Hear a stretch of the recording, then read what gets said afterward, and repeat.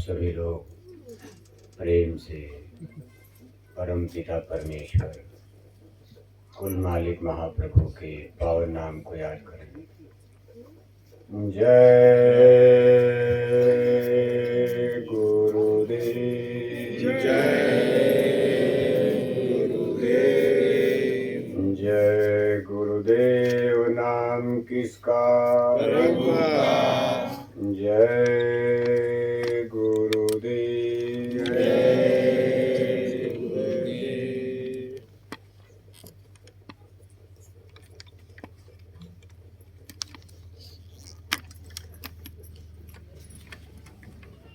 परम पूज्य स्वामी जी महाराज हमारी संस्था के प्रमुख संस्था अध्यक्ष पूज्य हुजूर महाराज जी आज के इस सत्संग समारोह में भाग ले रहे सभी सम्मानित सत्संग धर्म प्रेमी भाई बहनों, प्यारे बच्चों,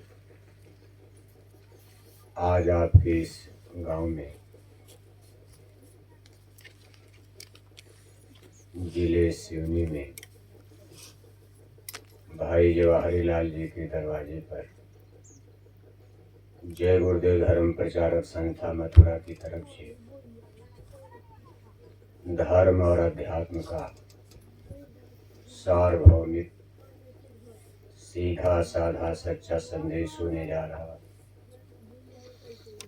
जिसके लिए हमारे परम पूज्य स्वामी जी महाराज ने इस संसार में जन्म लेकर लगातार 60 वर्ष तक जंगल और पहाड़ों की कठिन यात्रा करते थे, अनेक प्रकार के कष्ट और क्लेश उठाकर अथक प्रयास परिश्रम मेहनत करते हुए अपने पूरे जीवन को इसी कार्य पर लगा दिया। आज उनके शरीर त्याग के बाद हमारे संस्था के प्रमुख वर्तमान के संस्था अध्यक्ष पूज्य हुजूर महाराज जी लगातार प्रयास और परिश्रम कर रहे हैं।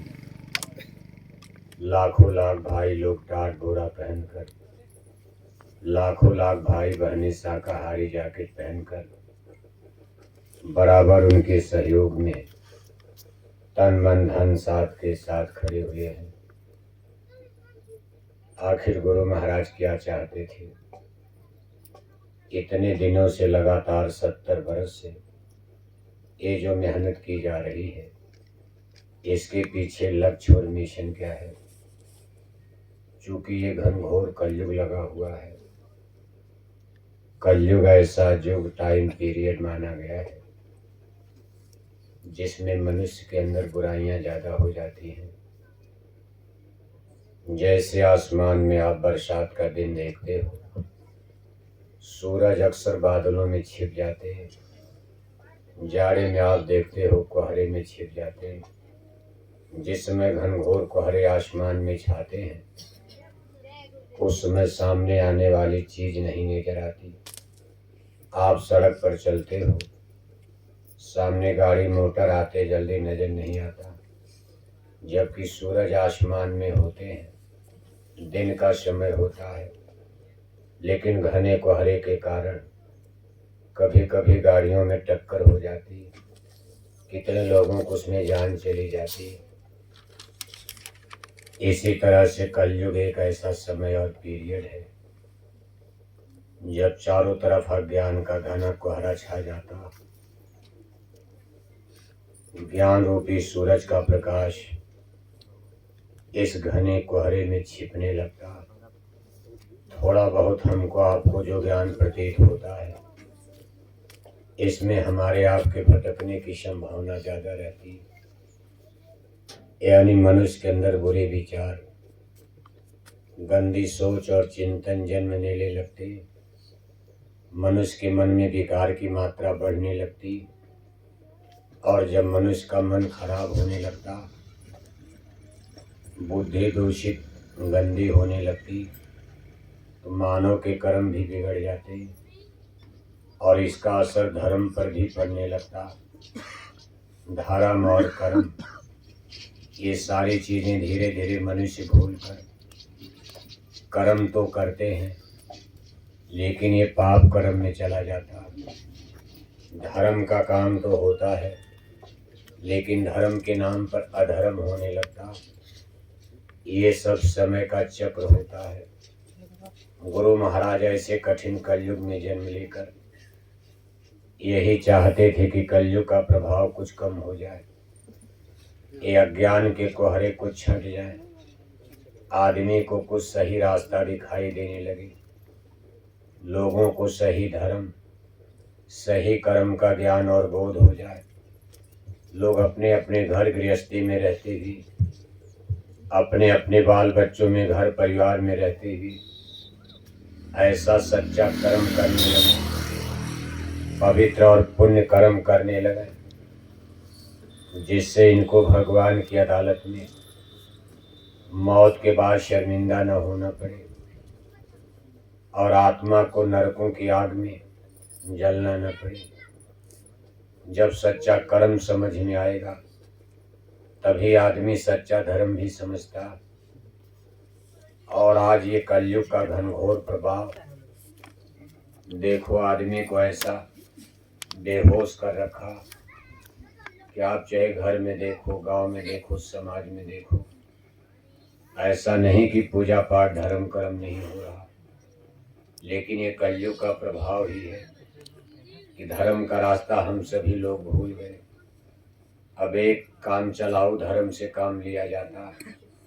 काम चलाऊ धर्म का मतलब मंदिर में जाकर टन टन घंटी घंटा बजाए जा रहे और एक एक किलो मछली खाए जा रहे, बकरी मुर्गी मारे जा रहे, हरे रामा हरे कृष्णा कीर्तन गाए जा रहे, चंदन तिलक टीका लगाए जा रहे, रामायण गीता की कथा सुनाए जा रहे और एक एक किलो अंडा खाए जा रहे। इसको कहते हैं कलयुग का काम चलाऊ धर्म। अब इसमें गोया धर्म का कोई नामो निशान नहीं है।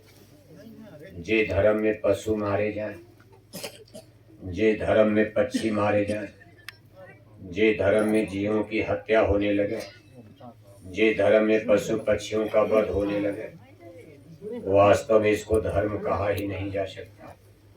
लेकिन अब क्या किया जाएगा?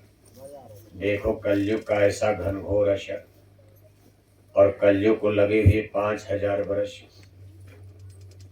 जब आप काल टाइम पीरियड, ये धरती पर इतिहास जो हमारे आध्यात्मिक ग्रंथों के द्वारा हमको आपको कुछ जानकारियां प्राप्त होती, ये धरती पर कलयुग को लगे 5000 वर्ष हो गया। आखिर ये समय कैसे बदल जाता? सूरज वही रहता है, चंद्रमा वही रहता है, धरती जंगल पर्वत पहाड़ खेत बगीचे कोठी हवेली सब वही। लेकिन जब युग बदलता है, इसका असर मानव बुद्धि पर होता। आदमी की बुद्धि अपने आप बदलने लगती।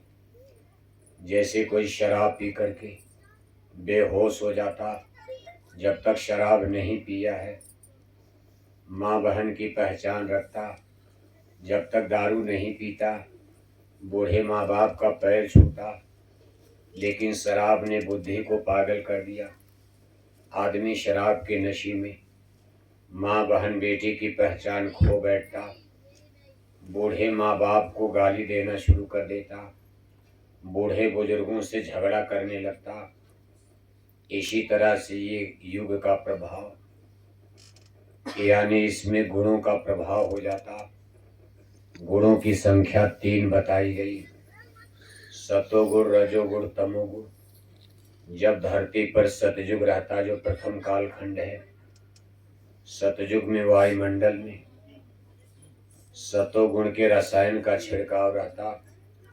अब ये सब आदमी का बंदोबस्त नहीं है और इसमें हमारा आपका कोई जोर बस भी नहीं है। जब युग बदलने का समय आता है, ये काम नेचर प्रकृति कुदरत ईश्वर और भगवान की शक्तियां करती। अब इसमें आदमी क्या कर सकता? सतयुग में वायुमंडल में सतोगुण का रसायन पूरे वायुमंडल में, धरती पर चारों तरफ आदमी की बुद्धि सात्विक यानी कुल मिलाकर पवित्रता की तरफ रहती। इसीलिए लिखा है संत वाणी में कि सतयुग सब जोगी विज्ञानी, कर हर ध्यान तरल हो प्राणी। सतयुग के नर नारी इतने शुद्ध और पवित्र विचार के होते थे, उनको जोगी विज्ञानी बनने में देर नहीं लगती थी।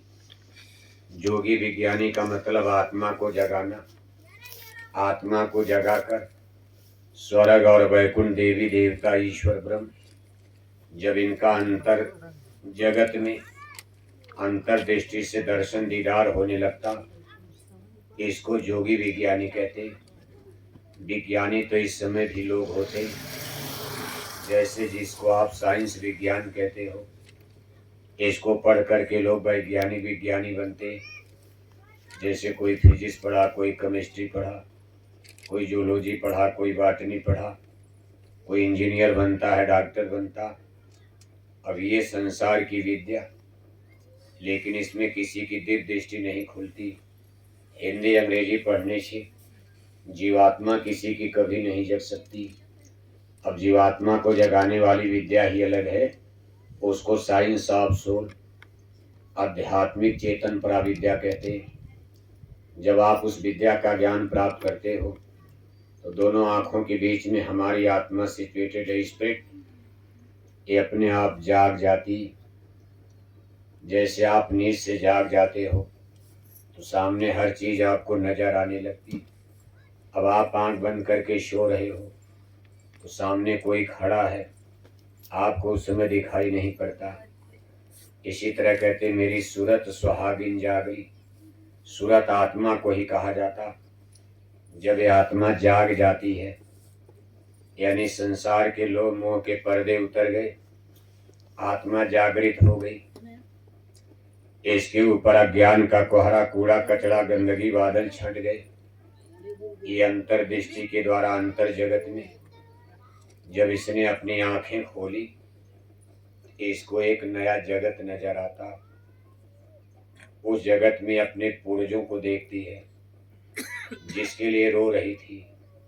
भाई दादा दादी, बेटा बेटी, कोई मर गया, माँ चले गए, पिता चले गए, दादा चले गए, दादी चली गई, लेकिन अंतर्दृष्टि के द्वारा वो नजर आते। कौन आत्मा इस समय कहाँ है? जीवात्मा की आंख से सब नजर आता। तो सबसे बड़ी समस्या तो यही खत्म हो जाती कि हमारा मोह दूर हो जाता। मोह में ही आदमी रोता। कहा मोह सकल व्याधिन कर मूला।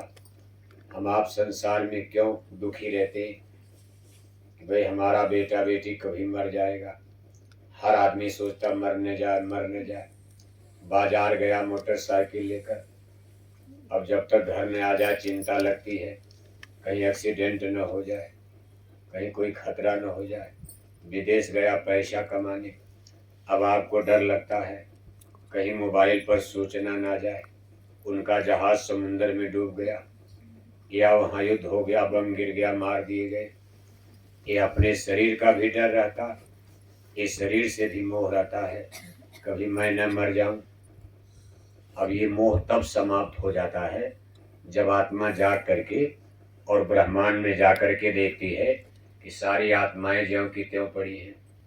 दादा दादी, घर परिवार, बेटा बेटी, जन्म जन्म में सारे रिश्ते नाते जो बनाए, सारी आत्माएं दिव्य दृष्टि के द्वारा अंतर्दृष्टि से दिखाई देती। तभी मोह का पर्दा उतर जाता।